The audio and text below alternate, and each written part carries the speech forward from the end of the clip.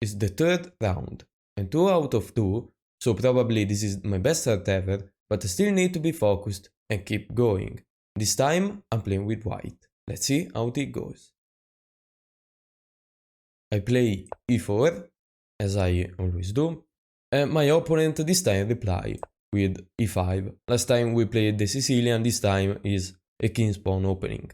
I play knight on f3, knight on f6, and instead of playing the real opex, I play what I usually play, which is the Italian game with bishop on c4.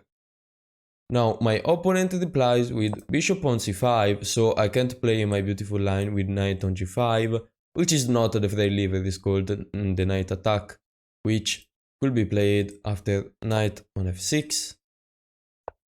But after they play bishop on c5, you usually play c3 in order to play d4 in the future.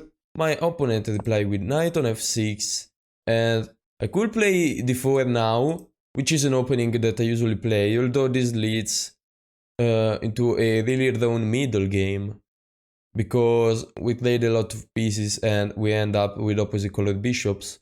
So I decided to play the gioco pianissimo instead, which is, the most played e4 opening at Grandmaster level, but I'm not really good with it, but I just wanted to risk it. So h6, and I play b4, which is the best move. You take a lot of space, although this is overstanding in my opinion, and I should really study this opening and play something else, because I don't like do this stuff. I know these are the best moves, but as I said in the previous game, you shouldn't play the best move, you should play the move you like till they are good moves, because otherwise you end in the middle game that you can't play. So bishop on a7, and now I decided to play knight on d2, which it makes sense. I'm not going to play bishop on e3, because otherwise it's going to take, I take, and the pawn on e3 is just a weakness, which is not the best thing in the world for me, I guess. So I develop the knight, a castle, maybe I play rook e1, and then I play knight on f1 and knight on g3, which is the plan. A plan that I don't really love though.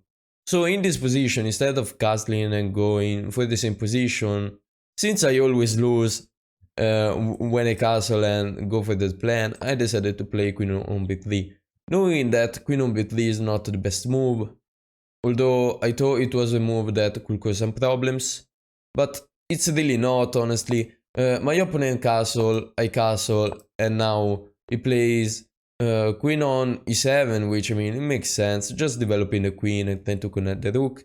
You just need to develop the bishop. And now I played bishop on b2, which I think it's a logical move and could be annoying. And the battery with the queen and the bishop doesn't make sense, because he can just play bishop on e6. And the point is that I don't even want to take it, because if I take the bishop, it's going to take with the pawn. I can't play knight on g5 targeting the pawn on e6. This pawn is just a good pawn.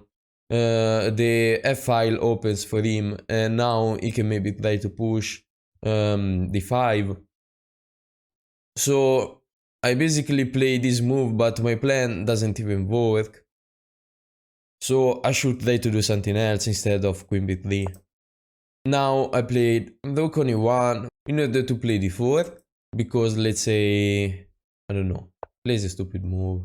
I play d4, take, let's say if he take and I take with the knight I lose a pawn, but if he take and I take with the queen, this time because of rook on e1 this pawn is defended and I have a lot of space, this pawn is defended, I'm still going to push and I'm much better. And in this position my opponent played bishop takes c4, and Stockfish says is the best move, although not for what he played after that. So I take with the knight, because if I take with the queen, I feel like it's not a great thing. Having the queen on c4 maybe it could be a target. So I take with the knight and he play b5. Now after b5 I can take en passant, which I don't think is the thing he missed, but that creates weaknesses. instead of playing that, he should have just played queen on e6, and after I move the knight, he take my queen, and I lose another time. But I mean, black is slightly better because I overextended, but at the end of the day we are equal. No one is going to win. If you play correctly, obviously. So he plays b5, I take en passant, and if you take with the bishop, I just take, and I mean, you have a really weak square on d5. You lost your bishop for my knight, which is not the most clever thing in the world. The pawn on a6 become weak, and also I could start thinking about play d4. So for this reason, he decided to take with the pawn, and now I played a wrong move. Rook on a1 is imprecise because it doesn't really do a lot. My plan was to provoke b5, and let's see what happens if I go there. I think he can defend this pawn pretty easily. So rook f on d8, yeah, because you can't even take this pawn, because otherwise you sack the bishop with check. So this move was really pointless. I don't know why I played rook on a1. Instead of playing that, I should have tried knight on e3. Yeah, now they see that. Why didn't I play knight on e3? It was such a logical move, just to put the knight on d5. I'm kinda shocked. I forgot about that. Okay, so I play this and my opponent play b5, which I thought it was kind of a bad move. Because I mean, it weakens the position, but I can't really take this pawn, that's the point. And even if I play knight on a5, whatever, he could also trade. And what? So I play knight on e3, knowing that he can take it. I take, and he can play knight on g4, although after that I can play rook on e1 and play h3. So obviously it's not lost, it's still equal. And it's slightly worse again because my pawns are weaker than him, but it's completely okay. But after this move, something happens. Something happens. We're playing and we hear the sound of a notification. Now, it's not my phone because my phone is on a play mode in my bag, so there is no way you can hear that. It's also silenced. And so it's the phone of my opponent, and I know for the fact that if they caught with your phone turned on, let's say in your pocket, you lose the game.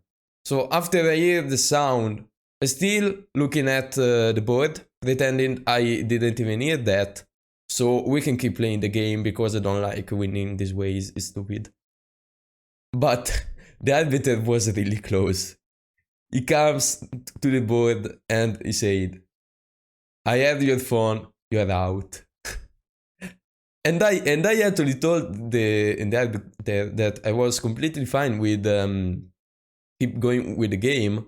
Although rules are rules, before you start the tournament, you are completely aware of the fact that if you get caught with the phone, you lose the game. They say that every time. So, I mean, it's my opponent's fault. It could happen. Doesn't feel so good winning a game like that, although I won. So, 3 out of 3. I guess that's it for today. There isn't too much else to say. And see you with the next video.